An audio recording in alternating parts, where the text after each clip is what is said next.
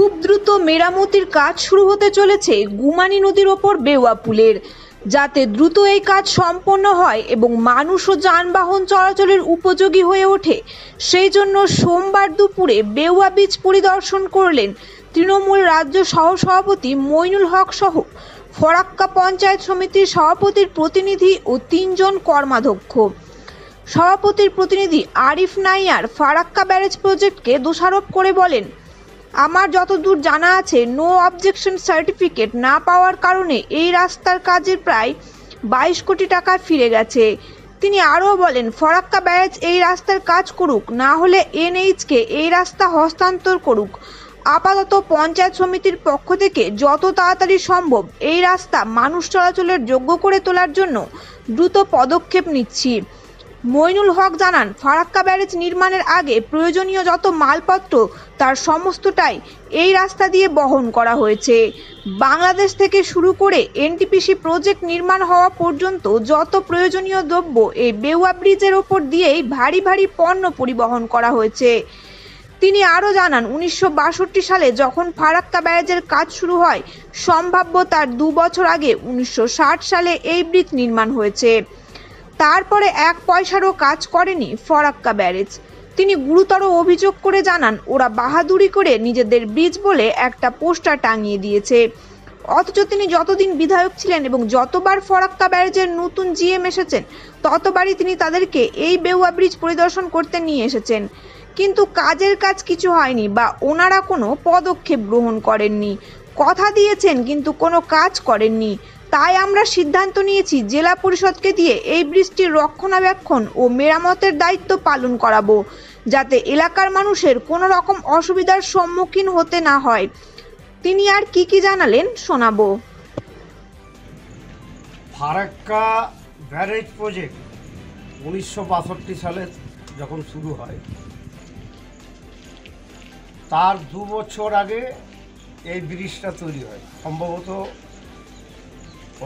1960 সালে।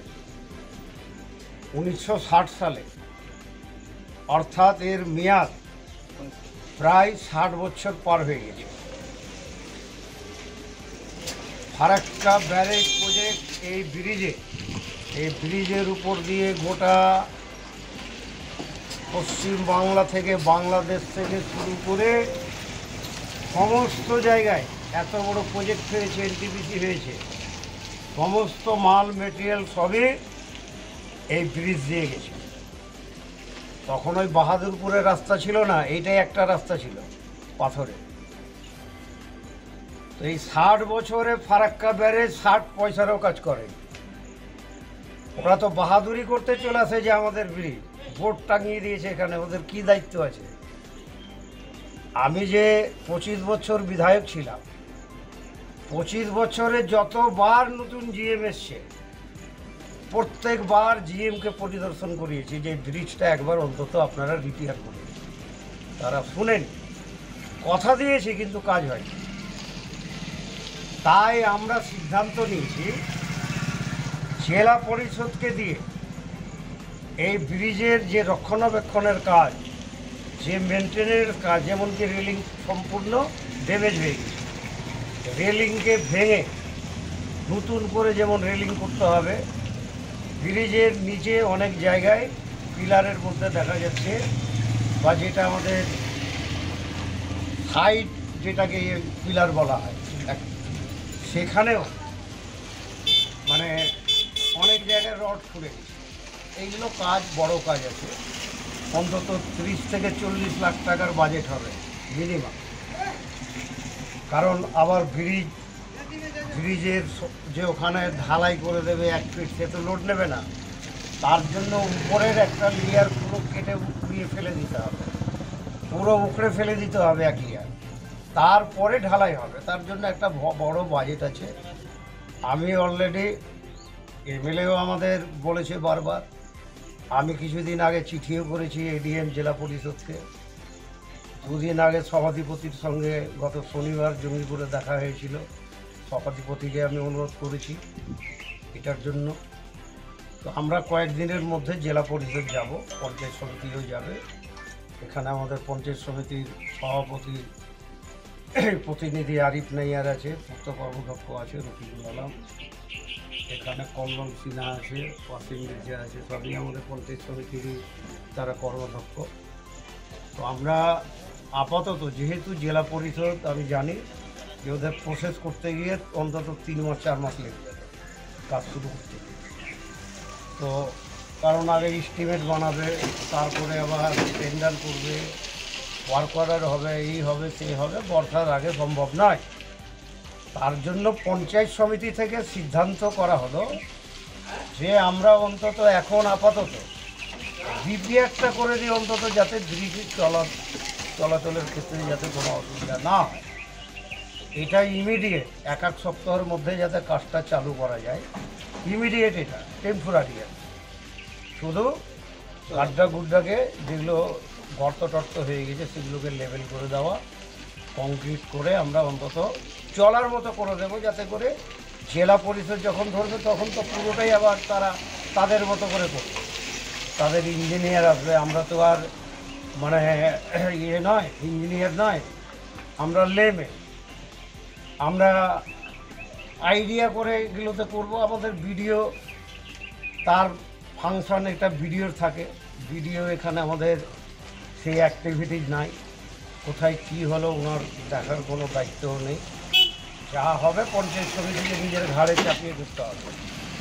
তো যাই হোক, আমি অনুরোধ করছি পঞ্চায়েত সমিতিকে যে ধার দেনা করেও অন্তত এই কাজটা যাতে করে দিয়ে অন্তত ব্রিজটাকে বাঁচাতে হবে।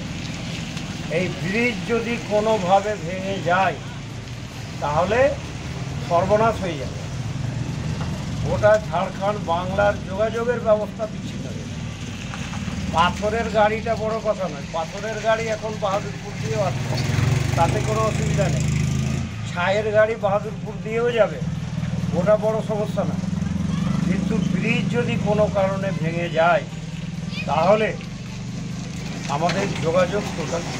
আজকে আমরা পঞ্চায়েত সমিতির পক্ষ হইতে এই ব্রিজের অবস্থান দেখতে এসেছিলাম। সত্যি খুব বাজে অবস্থায় আছে এবং ব্রিজের নিচের দিকের যে বিমগুলো সেগুলো অনেকটা ড্যামেজ জায়গায় পৌঁছেছে। মানবদা বলল যে 60 বছর 62 বছর পুরনো এই ব্রিজ। আসলে এই ব্রিজের রক্ষণাবেক্ষণের সম্পূর্ণ দায়িত্ব ফারাক্কা ব্যারেজের, কিন্তু ব্রিজ না, ফারাক্কা ব্যারেজ যে ফারাক্কার অধিকাংশ জায়গা দখল করে রেখেছে, যার ফলে আমাদের টোটাল ফারাক্কার গ্রামবাসীরা, এলাকাবাসী, যারা বিভিন্ন সমস্যার সম্মুখীন হচ্ছে রাস্তাঘাট থেকে শুরু করে চলাফেরার ক্ষেত্রে, তাতে ফারাক্কা ব্যারেজ কোনো রকম কোনো পদক্ষেপ কোনো জায়গায় কোনো সমস্যার কাছে নিতে যাচ্ছে না। এর আগেও আপনারা দেখেছেন যে ফারাক্কা ব্যারেজের নদী ভাঙন নিয়ে একটা বড় সড়ো আন্দোলনের আমরা করেছিলাম, কিন্তু তা সত্ত্বেও ফারাক্কা ব্যারেজ কোনো রকমভাবেই তাদের হেলদোল নেই, কথা দিচ্ছে তারপরে হচ্ছে না। এই রাস্তা আমি যতটা জানি এমএলএ সাহেবের প্রচেষ্টায় এর আগে একবার 20-22 কোটি টাকার অ্যাপ্রুভালও পিএনআইডি থেকে হয়েছিল, কিন্তু ব্যারেজের নো অবজেকশন সার্টিফিকেট না দেওয়ার ফলে সেই কাজ হয়নি।